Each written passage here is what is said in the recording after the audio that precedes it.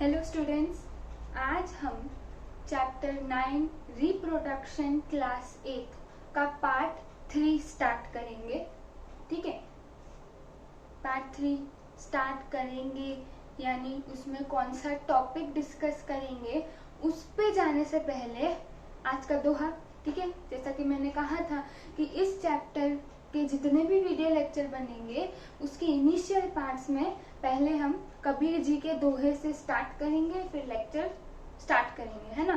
तो आज का जो कबीर जी का दोहा है ना, कबीर जी ने तो बहुत से दोहे किए थे, आज हमारे लिए कौन सा है?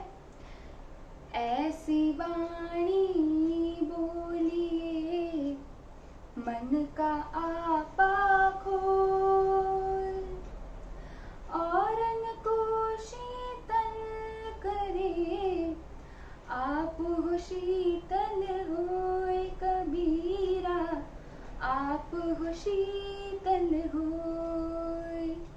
अर्थात कबीर जी ये कहना चाहते हैं कि अपनी वाणी यानी अपनी बोली, अपनी भाषा इतनी मीठी रखो कि जो आप सामने वाला, जो आपको सुनने वाला है, उसका मन आनंदित हो जाए आपकी बोली सुन के, है ना।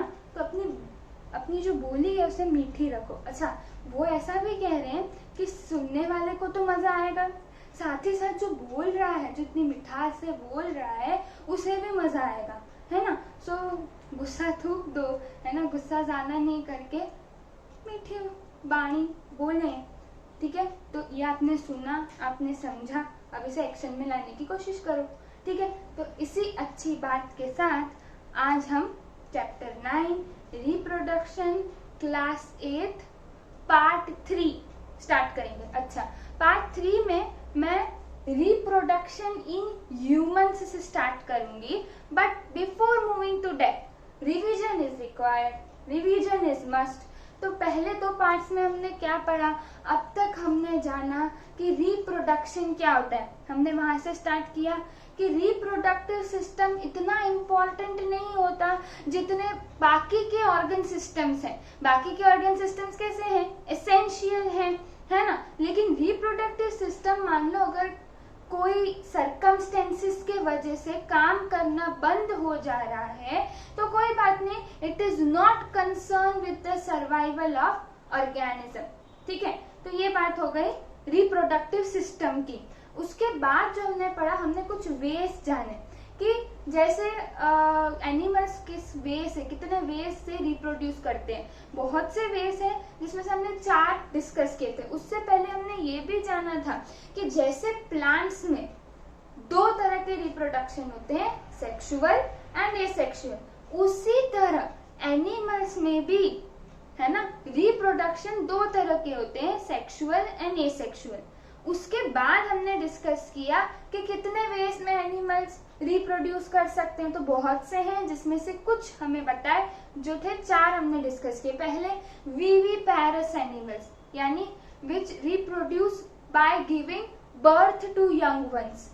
ठीक है, and this is sexual reproduction. This is one of the type of sexual reproduction. Again if you talk about oviparous, उसमें क्या होता है? Oviparous animals are the ones which reproduce by laying eggs, तो वो भी आ गया सेक्सुअल रिप्रोडक्शन। अच्छा, ऐसा भी होता है कि कुछ ऑफस्प्रिंग्स डायरेक्टली ग्रो करते हैं ऑन द पेरेंट्स बॉडी। याद आया? Offsprings directly grow on parents body, और वो क्या था? बडिंग, है ना। वो बडिंग जो है is a type of asexual reproduction. Again एक ऐसा भी वे है जिसमें पेरेंट ऑर्गेनिज्म अपने आप को 2 में स्प्लिट करके डॉटर सेल्स बनाता है ना।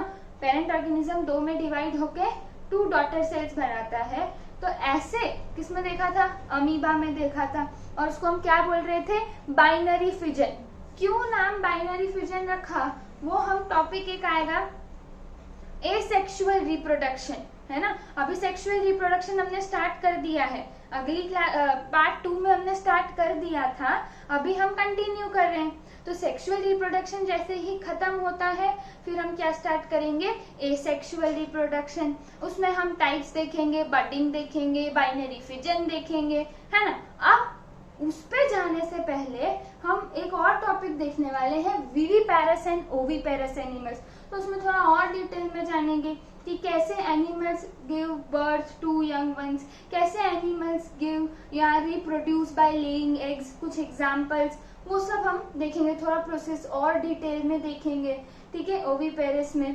तो वो भी एक टॉपिक आएगा आफ्टर कंप्लीटिंग सेक्सुअल रिप्रोडक्शन। तो इतना तो पार्ट 1 में हमने डिस्कस किया था। पार्ट 2 में हमने क्या डिस्कस किया कि सेक्सुअल रिप्रोडक्शन क्या होता है। तो हमने सेक्सुअल रिप्रोडक्शन का इंट्रोडक्शन देखा कि मैं अभी इतना स्पीड में इसलिए जा रही हूँ क्योंकि वो दो ऑलरेडी मैंने दोनों पार्ट में ये टॉपिक समझाए हैं, ठीक है। नहीं समझ आ रहा है फिर से पार्ट 1 में जाओ, पार्ट 2 में जाओ, फिर इधर आओ, है ना। तो क्या बोल रही थी मैं, हाँ, कि सेक्सुअल रिप्रोडक्शन जो है वो क्या होता है, तो उसमें 2 पेरेंट्स इन्वॉल्व होते हैं, 2 सेक्सेस और 2 forms are involve, male and female, है ना। और उसमें क्या होता है, मेल सेक्स ऑर्गन्स अलग है, फीमेल सेक्स ऑर्गन्स अलग हैं, male produce sperms, female produce ओवा, है ना। फिर हमने फर्टिलाइजेशन देखा। फर्टिलाइजेशन मैंने कहा कि टर्म के पीछे जब भी शन लगता है, TION शन, यानी कि कुछ प्रोसेस है। तो फर्टिलाइजेशन एक प्रोसेस है जिसमें क्या होता है, ओवम यानी कि एग सेल, यानी कि फीमेल गैमेट, यानी कि फीमेल रिप्रोडक्टिव सेल। समझ आ रहा है ना। याद है हमने डिस्कस किया था ओवम, जिसको प्लूरल में ओवा कह सकते हैं, इसको आप फीमेल गैमीट कह सकते हो।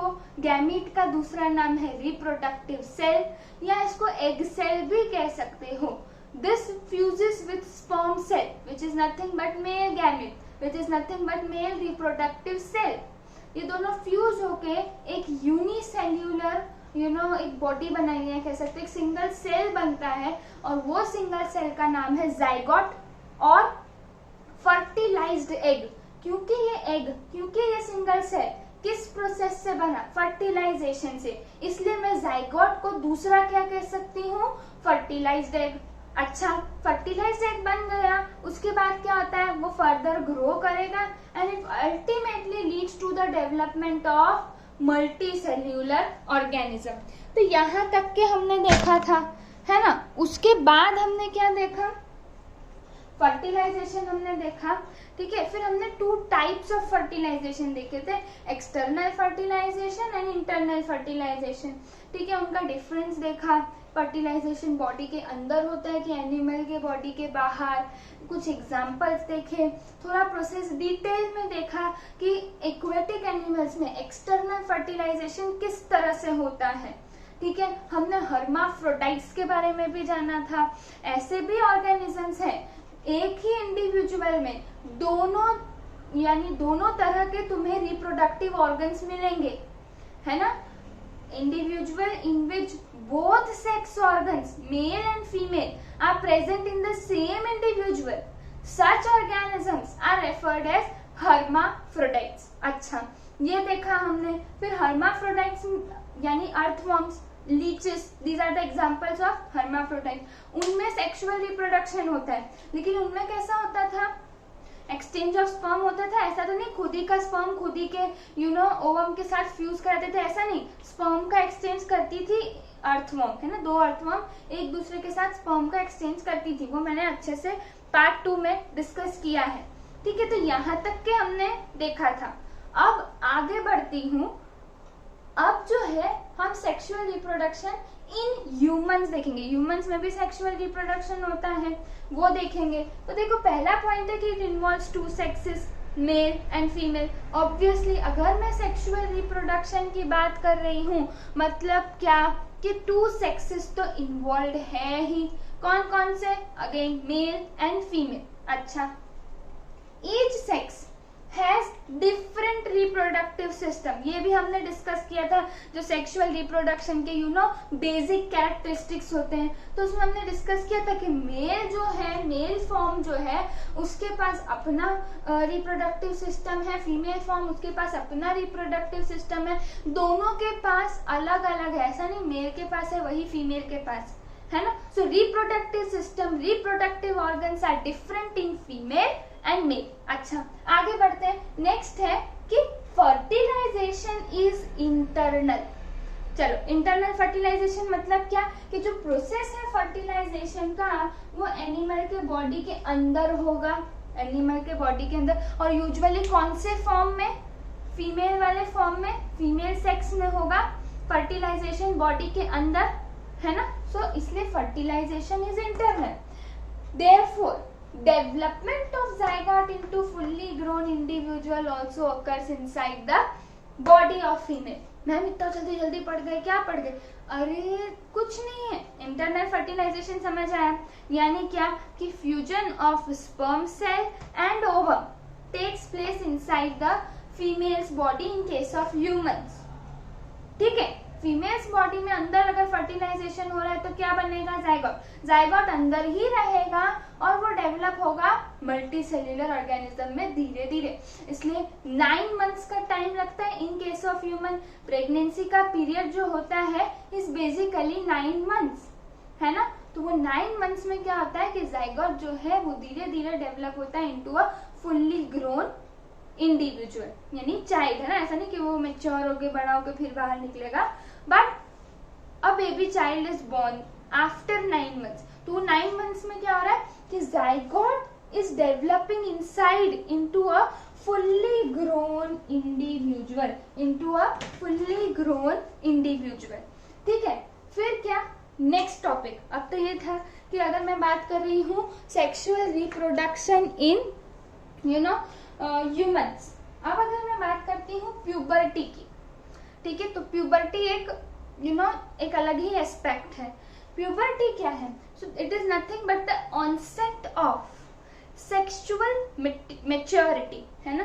तो अगर मैं प्यूबर्टी की बात करूं, it is nothing but the onset of sexual maturity, है ना। तो अब सेक्सुअल मैच्योरिटी ऑनसेट होने पे वो स्टेज को मैं बोलूंगी प्यूबर्टी। लेकिन कैसे कैसे समझेंगे, तो ये बॉयज और गर्ल्स में दोनों में देखने को मिलती है। क्या, प्यूबर्टी। क्या जाना कि सेक्सुअली मैच्योर हो रहा है वो पर्टिकुलर चाइल्ड, मतलब वो प्यूबर्टी फेज में आया। कैसे आइडेंटिफाई करोगे कि ये प्यूबर्टी स्टेज में है कि नहीं, ठीक है। तो जैसे बॉयज में जो प्यूबर्टी एज होती है it is usually between 11 to 16 years, ठीक है। गर्ल्स में 10 to 15 ईयर्स। तो कैसे याद रखना है, 10-15 याद रहेगा। तो गर्ल्स में 10 to 15, 10 के बाद क्या आता है 11, 15 के बाद क्या आता है 16। तो बॉयज में सेक्सुअल मैच्योरिटी थोड़ी सी लेट स्टार्ट होती है, that is from 11 to 16 years. While in case if we talk about girls, it is from 10 to 15 years. This is the where the onset of sexual maturity begins. Okay. Now, अगर boys के characteristic देखने, मतलब कैसे identify करोगे कि वो particular boy में puberty start हो गई है, तो ये कैरेक्टरिस्टिक्स तुम्हें देखने, ये स्पेसिफिकली किसके लिए है, बॉयज के लिए। तो क्या देखोगे उनमें, ये पहला, वॉइस बिकम डीपर, है ना। बचपन में कैसी आवाज होती है, एकदम श्रिल वाली, सुनने में अच्छा नहीं लगता, बच्चे चिल्ला चिल्ला करते हैं, रो रो करते हैं, वो अच्छा नहीं लगता ना। उसके बाद धीरे धीरे वो बच्चे की आवाज बदलेगी और वो डीप होती जाएगी, वॉइस जो होगी वो डीप होगी, और इससे क्या पता चल रहा है कि अच्छा अब इसका प्यूबर्टी या तो आने वाला है या बस शुरू हुआ है, ठीक है। ये एक कैरेक्टरिस्टिक तुम बाहर से आइडेंटिफाई कर सकते हो, अच्छा कि ये प्यूबर्टी, इसका ये प्यूबर्टी स्टेज में है या स्टार्ट होने वाला है। अच्छा, दूसरा क्या देखोगे, growth of hair on face and body, मतलब बॉडी पार्ट्स पे तुम्हें क्या दिखने लगेंगे, ग्रोथ ऑफ हेयर यहाँ पे तुम्हें देखने को मिलेंगे, ठीक है। आर्मपिट्स में देखने को मिलेंगे, योर प्यूबिक एरियाज, ठीक है, फ्रॉम वेयर यू एक्सक्रीट, है ना। तो वहां से, ठीक है, आर्म्स और लेग्स पे हेयर ग्रोथ ज्यादा हो जाएगी, है ना। तो ये सारा जो ये भी एक कैरेक्टरिस्टिक है जिसको तुम देख के आइडेंटिफाई कर सकते हो, अच्छा अब ये प्यूबर्टी स्टेज में गया। अच्छा, दूसरी क्या कैरेक्टरिस्टिक है, तो डेवलपमेंट ऑफ हार्मोन्स। अच्छा, तो ये क्या देख सकते हो बाहर से, तुम मुझे बताओ। अगर मैं बात करती हूँ डेवलपमेंट ऑफ हार्मोन्स, तो चलो वॉइस बिकम डीपर, तो तुम वो सुनोगे तो तुम आइडेंटिफाई कर सकते हो, है ना। Growth of hair on face and body, तो वो भी तुम बाहर से देख सकते हो, है ना। और अगर मैं बात करूँ डेवलपमेंट ऑफ हार्मोन्स, वो तुम नहीं देख सकते।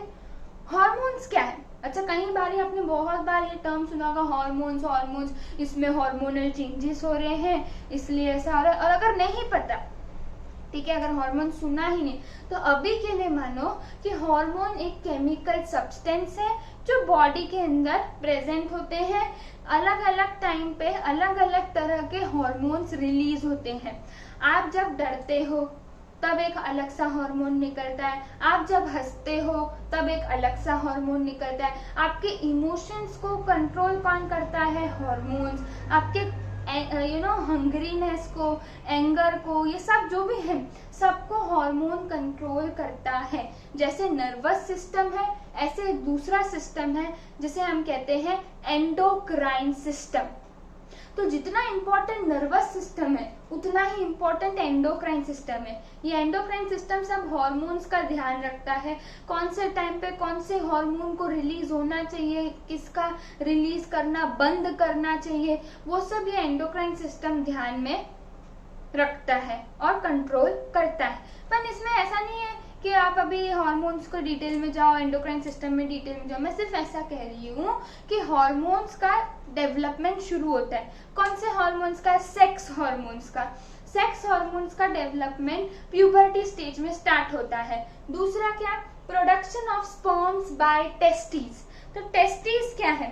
Testis are nothing but they are the reproductive organs in males. ठीक है, तो मेल और फीमेल अभी हम पढ़ेंगे। रिप्रोडक्टिव सिस्टम है ना, male reproductive system, female reproductive system in humans हम अभी देखेंगे, है ना। तो अभी के लिए मान लो, अभी के लिए क्या मानना ही है कि reproductive system in case of males bracket में ह्यूमंस, तो वो है टेस्टिस। ठीक है, तो ये टेस्टिस क्या रिलीज करती है? स्पर्म्स। स्पर्म्स क्या थे? Male reproductive cell. Male reproductive cell को दूसरा क्या कह सकते हो? मेल गैमेट, है ना। तो ये हो गया। ठीक है, तो अब तुम देखो, तुमने 4 कैरेक्टरिस्टिक देखी और इससे तुम आइडेंटिफाई कर सकते हो कैरेक्टरिस्टिक ऑफ कि ये कैरेक्टरिस्टिक देख के तुम बोल सकते कि अच्छा ये जो बॉय है, ये जो बॉय चाइल्ड है, नाउ इट इज मूविंग, या उसमें ऑनसेट ऑफ सेक्सुअल मैच्योरिटी हुआ है ना, उसमें प्यूबर्टी स्टार्ट हुई है या बिगिन हो चुकी है। ठीक है, तो ये कैरेक्टरिस्टिक देखोगे।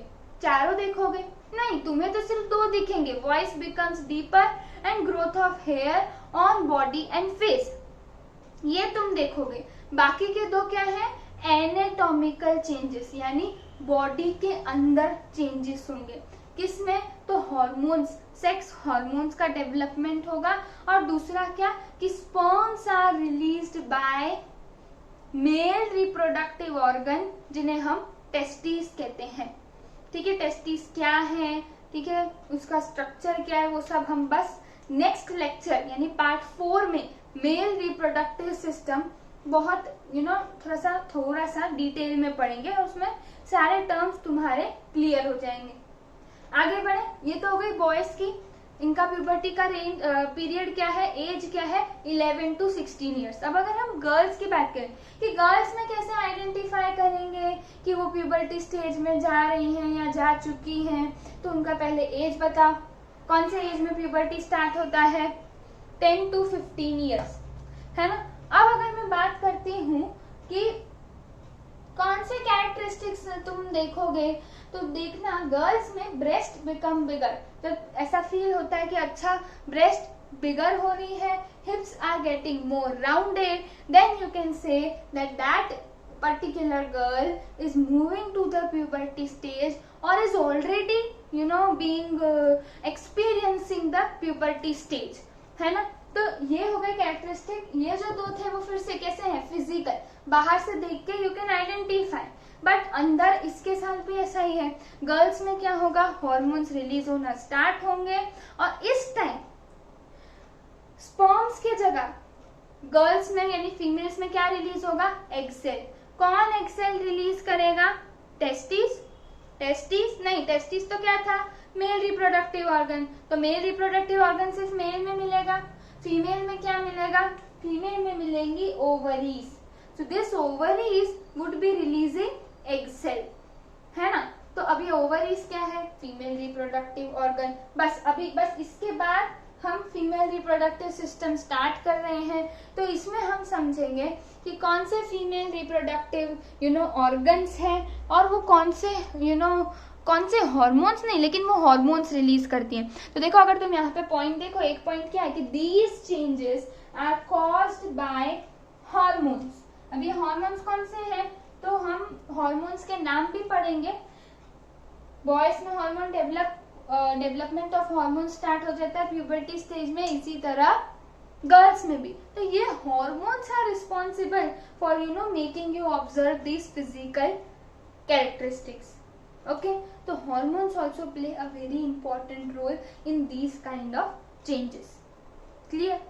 तो ये था प्यूबर्टी के बारे में, ये था introduction of reproduction in humans. कुछ नहीं, कैसा होता है रिप्रोडक्शन इन ह्यूमंस कि फर्टिलाइजेशन जो है वो इंटरनल होगा, ठीक है, और जो रिप्रोडक्टिव सिस्टम है मेल में अलग, फीमेल में अलग। इसलिए अभी हम क्या स्टार्ट कर रहे हैं, female reproductive system. Fourth part में क्या पढ़ोगे, मेल रिप्रोडक्टिव सिस्टम।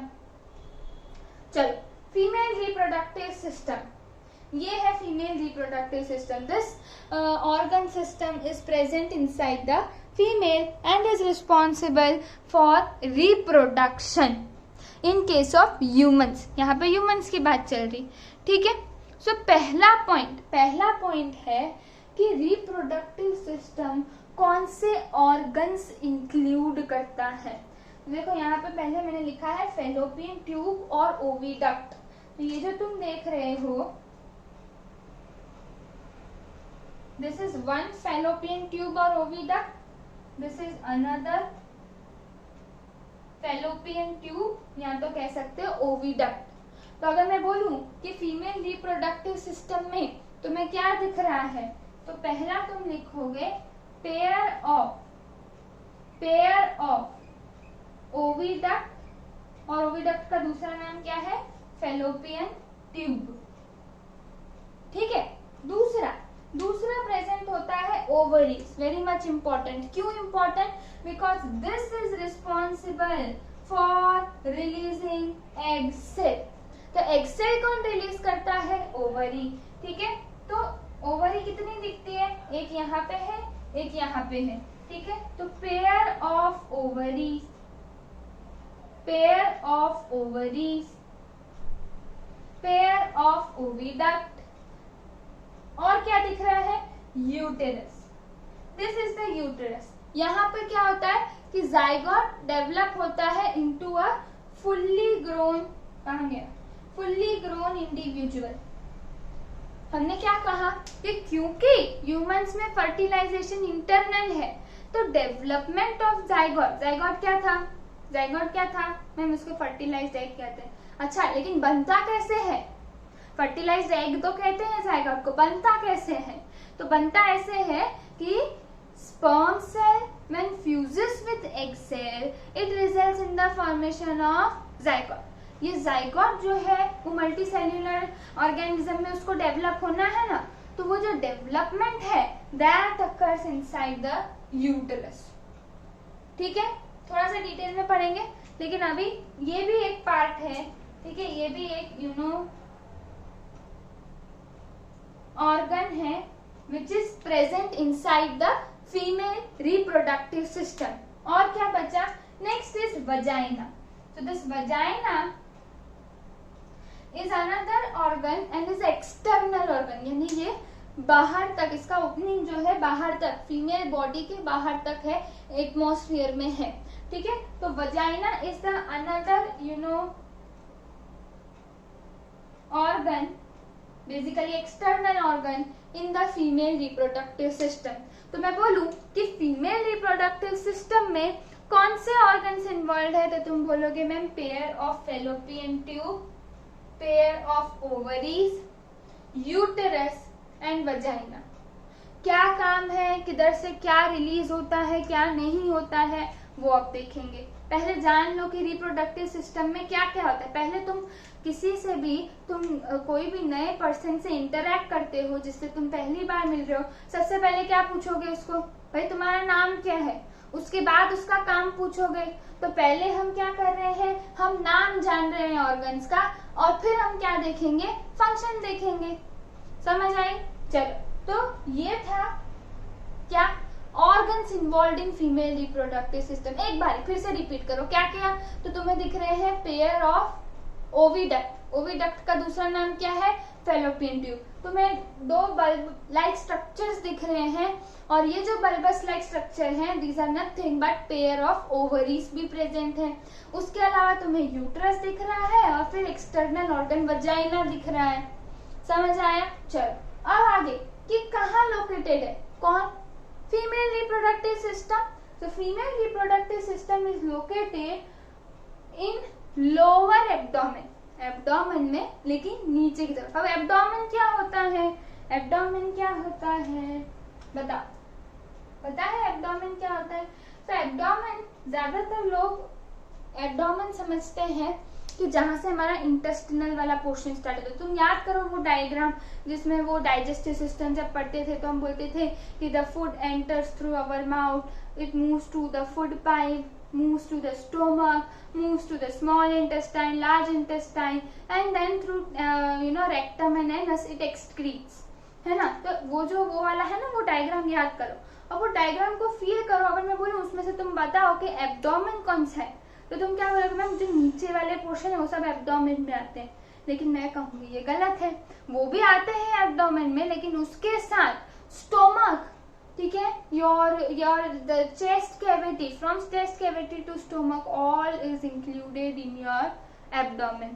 तो एब्डोमेन को ध्यान से समझना कि एब्डोमेन क्या है, it would include, lower abdomen would include female reproductive system. तो लोकेशन याद रखना कि फीमेल रिप्रोडक्टिव सिस्टम कहाँ मिलता है फीमेल ह्यूमन बॉडी में, तो it is in lower abdomen. अच्छा, फिर अगर मैं बात करूं third point, ovaries produce ovum. Ovum का दूसरा नाम क्या है, ओवम का दूसरा नाम क्या है, एग सेल, या मैं उसे क्या कह सकती हूँ, फीमेल गैमीट, या मैं क्या कह सकती हूँ, फीमेल रिप्रोडक्टिव सेल, है ना? अब अगर मैं बात करूं फोर्थ कि ovaries secret the female hormone, ये बात ध्यान में रखना, ovaries secret the female hormone progesterone, इसको क्या बोलेंगे, प्रोजेस्टेरोन, प्रोजेस्टेरोन, एंड इसको क्या बोलेंगे, ओएस्ट्रोजन, ईस्ट्रोजन। अच्छा, तुम्हें याद है, तुम मैंने पढ़ते थे डाइजेस्टिव सिस्टम में फूड पाइप, फूड पाइप का दूसरा नाम क्या था, ओइसोफेगस नहीं बोलना, ईसोफेगस। हम बोलते थे ना ईसोफेगस, हम बोलते थे ओ जो है वो साइलेंट है। तो इसी तरह फीमेल हॉर्मोन्स जो ओवरी सिक्रीट करती है वो क्या है, वो क्या है, ईस्ट्रोजन एंड प्रोजेस्टेरोन। अच्छा, मेरे दिमाग में एक और बात है, अगर मैं बोलती हूँ सिक्रीट और अगर मैं बोलती हूँ रिलीज, क्या ये दोनों सेम है, क्या ये दोनों टर्म सेम है? तो बात दिमाग में रख लो कि जब मैं बोलती हूँ रिलीज, रिलीज मतलब रिलीज करना, बाहर निकालना, सिक्रीट मतलब बनाकर बाहर निकालना। तो ओवरीज क्या कर रही है, हॉर्मोन्स बना के बाहर निकाल रही है। ओवरीज का काम सिर्फ ये नहीं है कि रिलीज करना है हॉर्मोन्स को, नहीं, वो बना रहे हैं और फिर रिलीज कर रहे हैं। तो that means what, that ovaries secrete कौन से हॉर्मोन्स, दो, progesterone and oestrogen, and these hormones are responsible for puberty, these hormones are responsible for onset of sexual maturity in girls, these hormones are responsible for pregnancy. So all these things are related to these two hormones which are secreted by which organ of female reproductive system, these two hormones are secreted by which organ of the female reproductive system, ovaries. ठीक है, ovaries में क्यों बोल रही हूँ मैं, क्यों ovary नहीं बोल रही, क्योंकि रिप्रोडक्टिव सिस्टम में पेयर ऑफ ओवरीज एग्जिस्ट करती है, यानी two ovaries are there along with two oviduct. Uterus दो है कि एक, एक, वजाइना दो है कि एक, एक। ठीक है, अब आगे बढ़ते हैं। The ovum travels through the oviduct to the uterus, यानी क्या कि ओवरी ने क्या रिलीज किया, बोलो, ओवरी ने क्या रिलीज किया, मैंने नहीं बोला सिक्रीट, सिक्रीट बोल रही हूँ मतलब क्या, वो सिंथेसाइज करके रिलीज कर रहा है, यानी हार्मोन्स। अभी बोले रिलीज किया तो ओवर ही रिलीज की, I mean over he release करेंगे, नहीं ओवम रिलीज करेंगे। अब ये ओवम जो है वो किधर आ गया, ये कौन सा पार्ट था, ओविडक्ट, तो ये ओवम ओविडक्ट पे आ गया, ठीक है। अब ये ओविडक्ट पे ओवम इंतजार कर रहा है, किसका इंतजार करेगा ओवम, कौन इसके साथ फ्यूज करेगा और फर्टिलाइज करेगा, sperm. So ovum is waiting in oviduct and is waiting for sperm to fertilize it, ठीक है। मान लो कि स्पर्म आ गया किसी तरह से, कैसे आया, कहां से आया, वो हम किसमें पढ़ेंगे, मेल रिप्रोडक्टिव सिस्टम में। तो स्पर्म, मान लो स्पर्म बाहर से आएगा, स्पर्म क्या फीमेल बॉडी में पहले से होगा, नहीं होगा, मेल बॉडी से स्पर्म फीमेल में आता है, through vagina, through uterus, into oviduct, वो जाता है ओवम से फ्यूज करने। ओवम के साथ फ्यूज करके वो क्या बनाएगा, ओवम के साथ वो फ्यूज करके बना देगा जाइगोट। दिस जाइगोट धीरे धीरे धीरे धीरे वो यूट्रस में आएगा और यूट्रस पे अटैच हो जाएगा। मैंने क्या बोला, स्पर्म मेल बॉडी से फीमेल बॉडी में आता है, स्पर्म फीमेल बॉडी में वजाइना से यूट्रस में ओविडक्ट में जाएगा और ओवम जो ओवरी ने रिलीज किया उसके साथ फ्यूज करेगा। Fusion of sperm and ovum, that means fertilisation occur. Because this fertilization is inside the female body, inside the animal body, this fertilization is internal. What would be the result of fertilization? Would be nothing but zygote. ये zygote धीरे धीरे develop होते होते होते होते uterus में आएगा। कितना डेवलप होगा, क्या नाम होंगे स्टेजेस के, डेवलपमेंट ऑफ एम्ब्रियो वाला एक टॉपिक आएगा, उसमें पढ़ेंगे, ठीक है। अभी थोड़ा सा बेसिक बेसिक है ना। तो ये जो जाइगोट है वो धीरे धीरे बड़ा होते होते आएगा और यूट्रस पे अटैच हो जाएगा कोई भी वॉल में। यूट्रस की 3 वॉल है, ये एक वॉल है, ये दूसरी वॉल है, ये तीसरी वॉल है। तो कहीं पे भी वो चाहे तो यहाँ पे भी अटैच हो सकता है, this is first condition, this is second condition, चाहे तो यहाँ पे भी अटैच हो सकता है, थर्ड कंडीशन। अटैच होके वॉल पे अटैच होके यूट्रस के फिर वो फर्दर डेवलप होगा and this single cell is converted into multicellular fully grown baby child, है ना। तो ये सब जो डेवलपमेंट है वो यूट्रस में होता है। The uterus open to the outside through vagina, uterus का जो आउटर ओपनिंग है इज थ्रू वजाइना।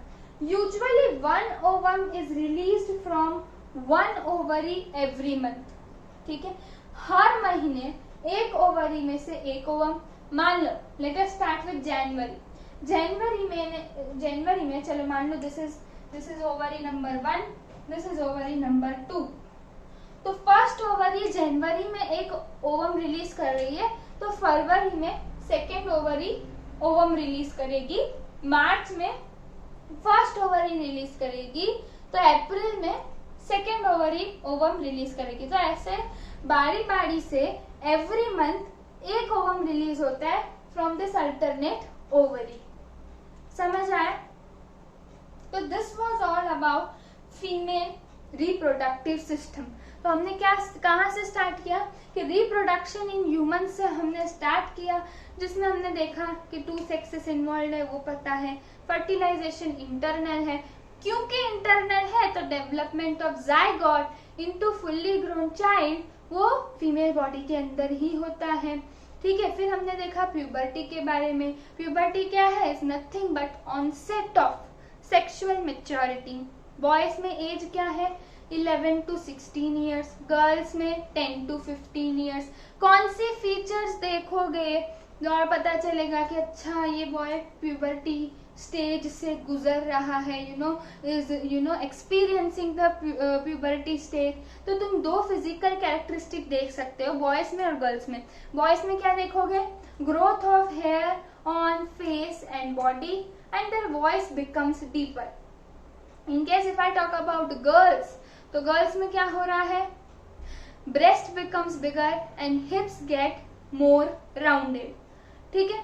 बॉयज और गर्ल्स में अंदर इंटरनली क्या चेंज हो रहा है, तो रिप्रोडक्टिव ऑर्गन्स हॉर्मोन्स रिलीज करना स्टार्ट करेंगे।